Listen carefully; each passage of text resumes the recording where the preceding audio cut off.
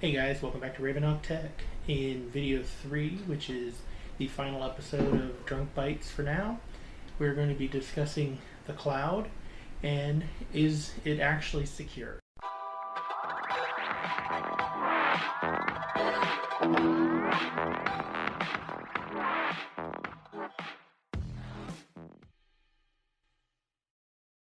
That's going to be this last segment here that I want to do, which is all these data breaches. Everybody is so big on using the cloud for everything. And there's data breaches in the cloud.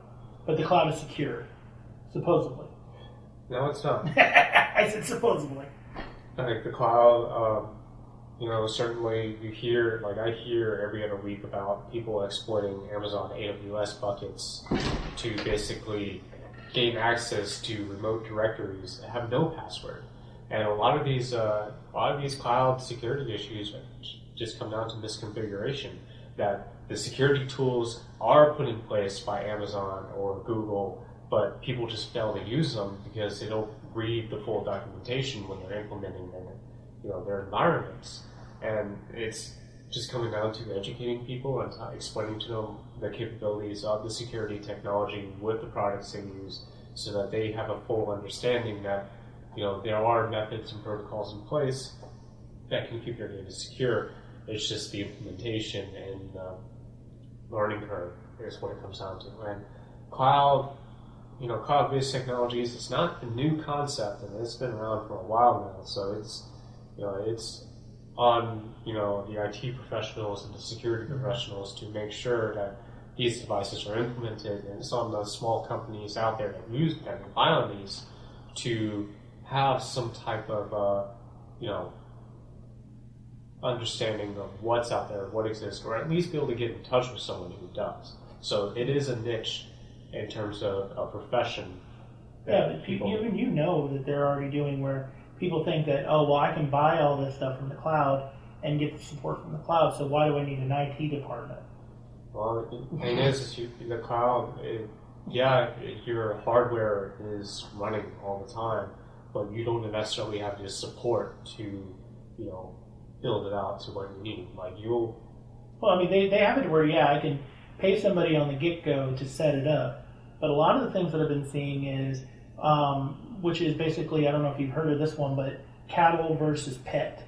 Mm-hmm. Yeah, so cattle versus pet for you guys is, in the day, back basically with 3-tiered servers, more of the traditional stuff, pre-cloud, stuff was built and maintained. It was maintained, it was cared for. If things needed to be done, it would be done. It's like having a pet. If your cat or dog gets sick, you take it to the vet. You have to give them their flea meds. You have to take care of them. In the case of servers, you'd have to take care of your servers. You have to take care of your workstations. But today, and with cloud, a lot of it's become cattle. You get a cattle, you run it through the chute, you stick a probe, you blast it, the cow's dead, you go ahead and turn it into beef, and you put out a new cow. And that's what they're doing with servers, is they have an appliance, here's your appliance, and it stops working, blow it away, set up a new one. Yeah, and you can do that with Docker containers and a lot of other things. A lot of times when you purchase a VPS, it's running on a container. Yeah. On some remote server. It's not actually part of the server hardware itself. Which is another thing is, unless you are purchasing a dedicated server, right? If you're doing a dedicated cloud server, and even that I question sometimes on whether they share it. So. But if you're not buying your own dedicated server instance, you're literally paying somebody to store your stuff along with other people. Yeah. So you get yourself a Linode or whatever, and you think, hey, I got my instance. But running on that instance, say, and I've had this run before, I had a web hosting provider, and I went ahead and I had a shared hosting package. Well, my site actually got taken down because the other person who had a server had this massive WordPress reselling account or whatever. They got compromised, and it took out the server. Yeah, and that does happen. And then the only case for having no neighbors on your production environment would be to co-location your servers. Mm-hmm. That involves actually purchasing the hardware, setting it up, and then moving it to a secure data center where it can be hosted, or even providing that within your own building if you got money. Now, if you don't have your own ISP connections at this other location too, like you don't pay for, like say you set it up at a co-location and you're still connecting to their infrastructure, their networking, their internet, you're still sharing a pipe with other people. Yes. So if their network layer gets compromised, again, you know. You would be locked out of your box, but it goes to show that having multiple sites, and it just depends on what your availability needs to be for your customers and what your ROI and ROTs are. Yeah. So. But I mean, and then of course VLANs.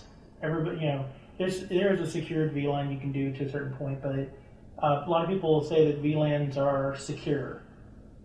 I mean, you're literally taking, you take a network device and you're saying, carve up these sections into VLANs.